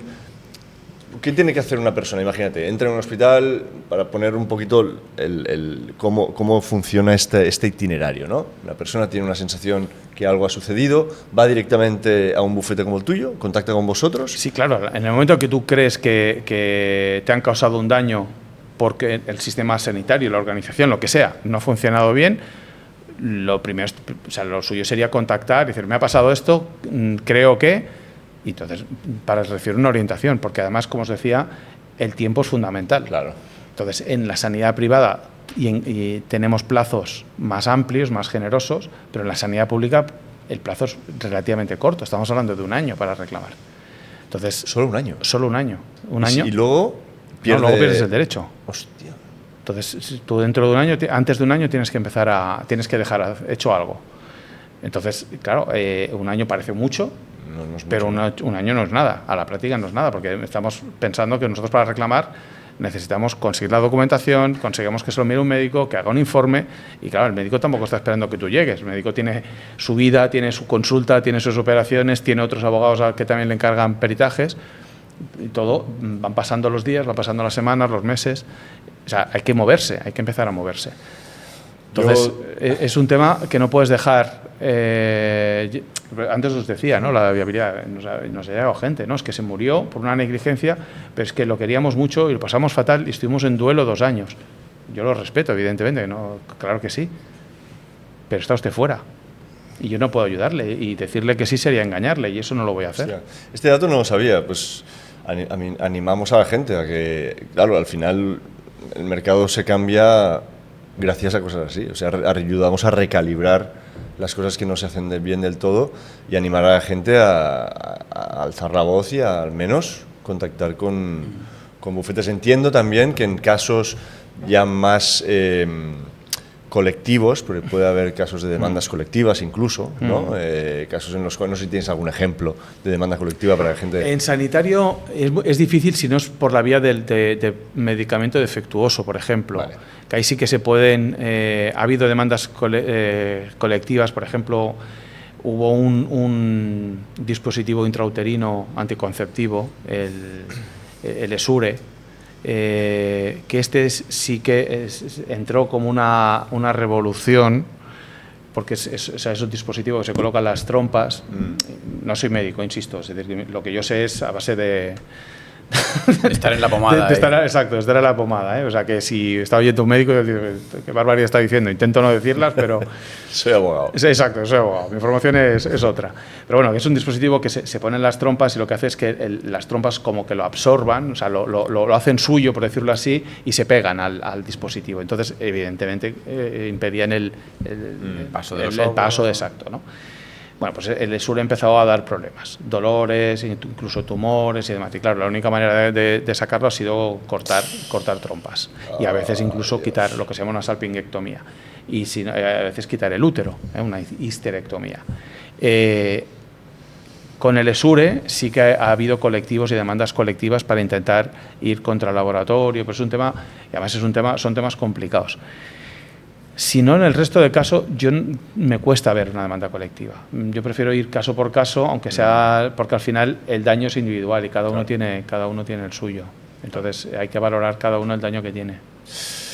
Chicos, no sé si tenéis alguna pregunta. Yo creo que hemos tocado bastantes temas interesantes. Yo creo que tenemos a Tony frito. No, Tony, no, ¿estás cómodo? Bien. Estoy muy cómodo, ¿sí? muy bien. Podría seguir 2 horas más. ¿La primera vez que vienes a un podcast? Totalmente, la primera, sí, placer sí, igualmente. Pues, ya os he dicho que el placer es mío, tenía muchas ganas. Dejaremos todos los datos de Tony en descripción. Todo lo que nos pases. Website de web, Instagram, lo que tengas. Si tienes algún email, lo que tú creas que sea interesante para que la gente te conozca más, lo dejaremos en descripción. En su Insta habla puntualmente de ciertos casos, en el momento que sale en prensa. En algunos casos que han salido en prensa, que han sido más mediáticos, sí, tenemos alguno. Ahora, por ejemplo, esta mañana leía, ¿no?, que ha habido un caso idéntico y lo estamos también en proceso judicial. Ha habido, no sé si habéis leído, un suicidio de una señora que estaba en el box de espera en el hospital de Tarrasa. Ostras, no. Ha salido, está en la prensa de hoy. ¿Qué ha pasado, si se puede preguntar? Es que no conozco con detalle, conozco Vale. la prensa, ¿no? O sea, sé que es una persona que estaba para ingreso en planta psiquiátrica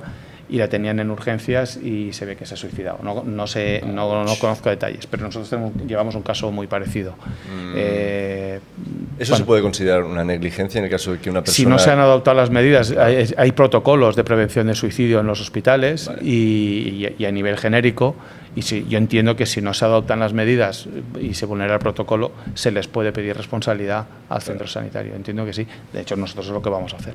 Nosotros era un caso, una persona ingresada que teóricamente estaba vigilada y se suicidó y no se dieron ni cuenta.